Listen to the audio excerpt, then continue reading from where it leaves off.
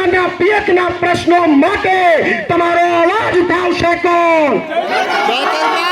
તમારા વિસ્તારના કોઈ યુવાનને રોજગારી નથી મળતી તો એના રોજગારી માટે અવાજ ઉઠાવશે કોણ? તમારા વિસ્તારનું સ્વાભિમાન ગુજરાત અને ભારતમાં વધારશે કોણ? તમારા સમાજના કોઈ અન્ય પ્રશ્નો હશે તો એના માટે લડશે કોણ? અરે ભરૂચ માટે અવાજ ઉઠાવશે કોણ?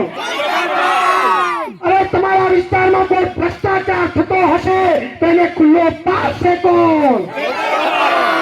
અરે તમારા વિસ્તારની અંદર, તમારા ભરૂચની અંદર ભરૂચ વિસ્તારનું સ્વાભિમાન વધારશે કોણ? તો મત કોને આપશો?